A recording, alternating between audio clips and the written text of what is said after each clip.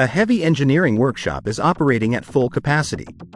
Massive steel beams, pressure vessels, and fabricated components are being lifted and moved from one workstation to another using overhead cranes. A crane operator begins lifting a large steel structure. Everything appears normal. Suddenly, the load starts to swing uncontrollably.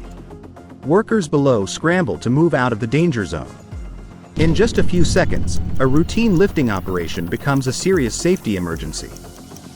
Crane and lifting operations involve enormous forces.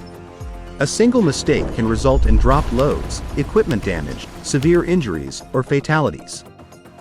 Welcome to Hazard of the Week, where we explore one workplace hazard in every episode and learn how to recognize it, control it, and prevent workplace accidents. Today's hazard is crane and lifting hazards in the heavy engineering industry. What is a crane and lifting hazard? Crane and lifting hazards arise whenever heavy materials or equipment are lifted, lowered, transported, or positioned using cranes and lifting accessories. The hazards are not limited to the crane itself. They also involve suspended loads, lifting slings and shackles, hooks and lifting beams, rigging equipment, crane stability, load movement. A suspended load can cause serious injury if it falls, swings, or strikes workers or structures. Understanding these hazards is essential before every lifting operation. Where are crane and lifting hazards found? Crane operations are common throughout heavy engineering facilities.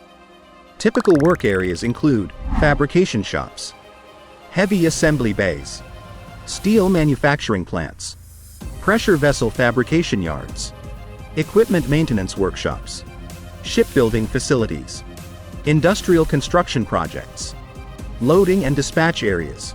Wherever heavy loads are moved, lifting hazards must be carefully managed. Common causes of crane and lifting incidents. Most lifting incidents occur because safe lifting practices are not followed.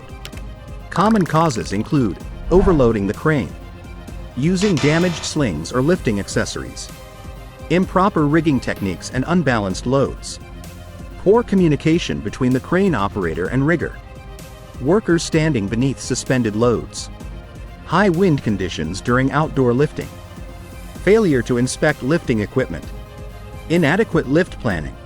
Every lifting operation should be treated as a planned and controlled activity, not a routine task.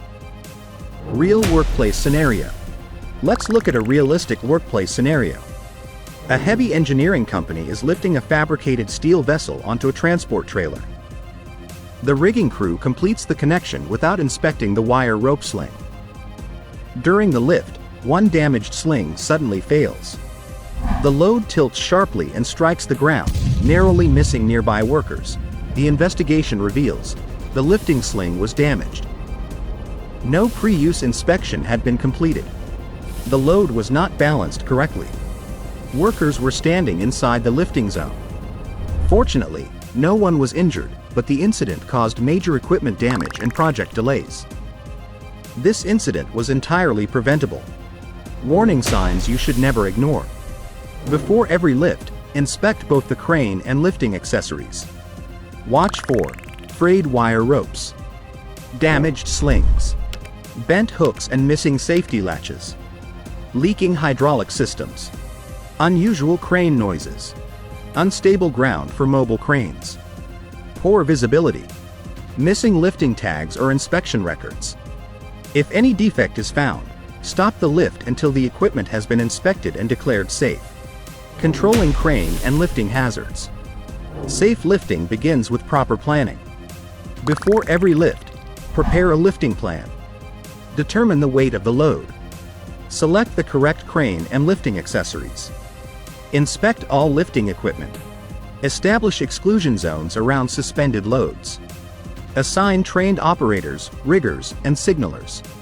Use standard hand signals or reliable communication devices. Never exceed the crane's safe working load or rated capacity. A well-planned lift is a safe lift. Personal protective equipment. Everyone involved in lifting operations should wear appropriate personal protective equipment. This includes safety helmet, safety shoes, high visibility vest, protective gloves, Safety glasses. Hearing protection where required. Remember, PPE reduces injury severity but cannot protect workers from a falling load. The safest place is always outside the lifting zone. Emergency response. If a lifting incident occurs, stop the lifting operation immediately. Secure the area. Keep everyone away from the suspended or fallen load. Call emergency responders if required. Provide first aid if it is safe to do so. Do not attempt to move damaged lifting equipment until authorized. Investigate the incident before resuming work. A controlled response helps prevent secondary incidents. 5 safety tips. Remember these 5 essential lifting safety rules. Inspect lifting equipment before every use. Never stand beneath the suspended load. Follow the lifting plan. Use trained operators and riggers. Report damaged lifting equipment immediately. Every safe lift begins before the crane even moves. Weekly recap. Let's review today's learning. Crane and lifting hazards involve more than just the crane. Inspect all lifting equipment. Plan every lift carefully. Maintain effective communication.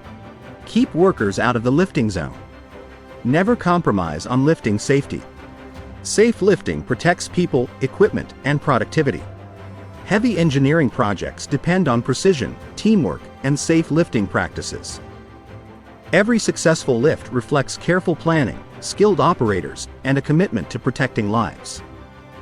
Thank you for watching Hazard of the Week by the Safety Skill Development Foundation. If you found this episode valuable, subscribe, like, and share. Join us next week as we explore another workplace hazard and continue building safer workplaces. Because at SSDf, safety is the first skill.